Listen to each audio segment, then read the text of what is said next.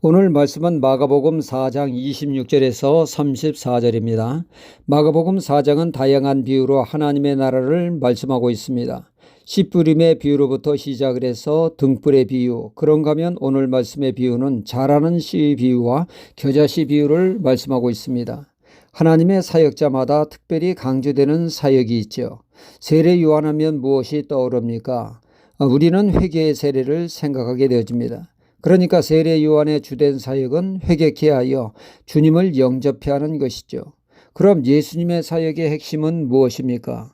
주님의 가르침의 핵심은 하나님의 나라입니다. 그러면 주님이 말씀하시는 하나님의 나라는 구체적으로 무엇을 뜻합니까? 네 가지로 우리는 생각해 볼 수가 있습니다. 첫째는 심령 천국입니다.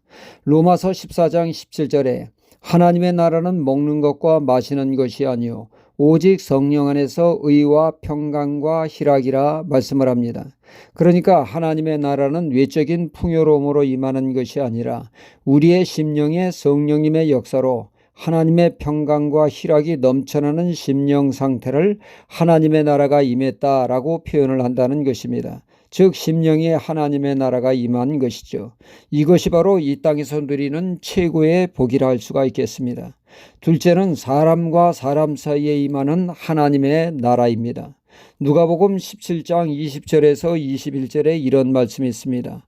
바리새인들이 하나님의 나라가 어느 때에 임하나이까 묻거늘 예수께서 대답하여 가르치되 하나님의 나라는 볼 수 있게 임하는 것이 아니요 또 여기 있다 저기 있다고도 못하리니 하나님의 나라는 너희 안에 있느니라 말씀하셨습니다. 주님은 하나님의 나라가 눈으로 확인할 수 있도록 임하는 것이 아니라 너희 안에 임한다고 하셨습니다. 여기서 너희 안에란 우리의 심령에 임하는 하나님의 나라를 뜻하는 것이 아니라 사람과 사람 사이에 임하는 것, 이 하나님의 나라를 뜻합니다. 이는 곧 공동체에 임하는 하나님의 나라를 뜻한다는 얘기죠.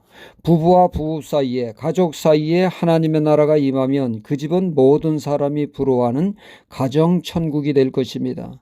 사장님과 직원 사이에 임하면 기업이 천국에 임한 것이요 성도 간에 하나님의 나라가 임하면 그 교회는 천국을 방불케 하는 교회가 될 것입니다. 셋째로 복음 전파로 임하는 하나님의 나라를 말씀하고 있죠. 복음은 죄인을 구원하여 천국 백성 되게 하는 게 목적입니다. 이것이 복음이기에 믿는 이가 많아질수록 하나님의 나라가 확장된다고 성경은 표현하고 있습니다. 넷째로 장소로서의 하나님의 나라죠. 하나님이 실제 자정하시고 역사하시는 실제 장소로서의 하나님의 나라 천국을 말씀하고 있습니다. 요한계시록이 말씀하는 천국이죠. 성경은 이렇듯 다양하게 천국을 말씀하고 있습니다. 오늘 말씀에 자라는 씨의 비유는 하나님의 나라를 말씀하고 있죠. 하나님의 나라는 어느 날 갑자기 밑도 끝도 없이 임하는 것이 아니라 절대 그런 일은 없다는 얘기입니다. 가령 우리들의 심령에 하나님의 나라가 임하는 것과 복음 확산으로 하나님의 나라가 확장되는 것은 절대로 그냥 되어지지 않는다는 것입니다. 우리의 노력과 수고가 있어야 하나님의 나라가 임하게 된다는 것이죠. 시자라는 비유의 말씀은 누군가 씨를 뿌리고 수고해야 하나님의 역사로 싹을 틔우게 되고 자라고 열매 맺게 되게 하시는 하나님의 역사를 맛보게 되어지고 하나님의 나라가 임하게 된다는 얘기입니다. 그러니까 천국 심령에 임하기 원하면 어떻게 우리가 살아야 되겠습니까? 범사에 감사하는 삶을 살아야 된다는 얘기죠. 빌립보서 4장 6절로 7절에 아무것도 염려하지 말고 오직 모든 일에 기도와 간구로 너희 구할 것을 감사함으로 하나님께 아뢰라. 그리하면 모든 지각에 뛰어난 하나님의 평강이 그리스도 예수 안에서 너희 마음과 생각을 지키시리라 말씀하고 있죠. 염려를 오히려 감사 제목으로 바꾸어 범사에 감사 기도할 때 그 심령에 하나님의 평강이 임하여 근심과 염려에서 자유케 되는 이것이 바로 심령의 천국이 임하는 것입니다. 심령이 그럼 하나님의 기쁨이 넘치는 천국이 임하려면 또한 어떻게 해야 합니까? 고린도후서 8장의 마게도냐 교인들을 보면 이를 알 수 있는데 은혜 받으면 하나님의 기쁨이 심령에 임하게 되어집니다. 고로 우리가 은혜를 사모하고 은혜를 헛되이 하지 않는 삶이 우리에게 있어야 된다는 것이요. 그럼 사람과 사람 사이에 하나님의 나라가 임하게 하면 어떻게 되집니까? 상대를 주님과 같이 존중히 여기며 귀하게 여길 때 하나님의 나라가 임하는 것입니다. 복음 전파로 하나님의 나라가 임하는 것은 누군가 복음을 전함으로 하나님의 나라가 확장되는 것입니다.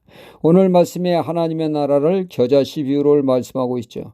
하나님의 나라는 거창하게 임하는 것이 아니라 이 세상의 가장 작은 씨, 겨자씨와 같이 처음 시작은 아주 미약하지만 그 잠재력은 대단하다고 하십니다.